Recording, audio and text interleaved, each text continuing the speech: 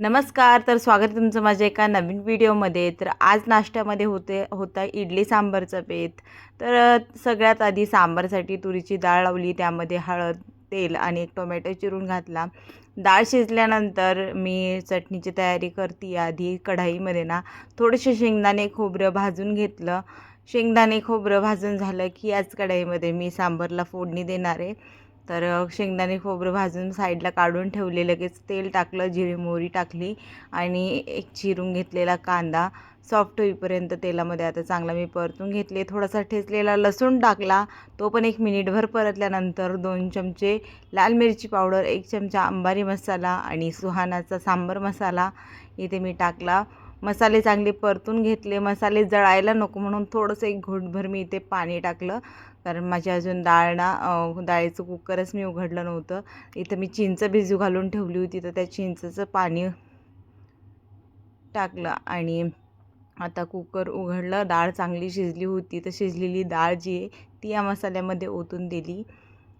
थोडंसं यात पाणी टाकते घट पातळ बघून आणि थोडासा गूळ. तर असं साधं सिंपल मी सांबार बनवत असते. थोडीशी कोथिंबीर, चवीनुसार मीठ. तर असं हे माझं सांबार बनवून रेडी आहे. एक 4 ते 5 मिनटं उकळी आली की सांबार रेडी. हे बघा सांबार तर झालं आहे आता. चला आता चटणी करून घेऊया. सांबारसोबतच हिरवी चटणी बनवायची. त्यासाठी खोबरं आणि शेंगदाणे, हिरवी मिरची, लसूण, थोडीशी कोथिंबीर सगळं पाणी टाकून ना मिक्सरला बारीक करून घेतलं.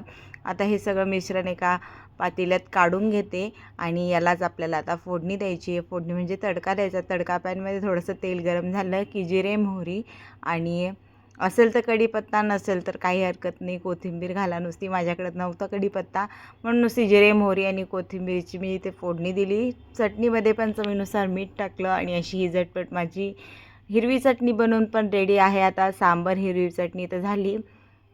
शेवटी उरली फक्त इडली. तर आता इडलीचं पण मी एक बॅच लावून देते.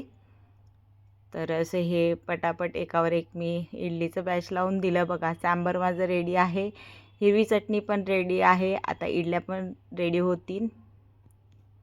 तर असा हा माझा आजचा सकाळचा नाश्ता. माझा व्हिडिओ तुम्हाला कसे वाटतात ते मला कमेंट करून एकदा नक्की सांगा. व्हिडिओ आवडत असतील तर प्लीज व्हिडिओ लाईक करा, शेअर करा, चॅनलला सबस्क्राईब करा.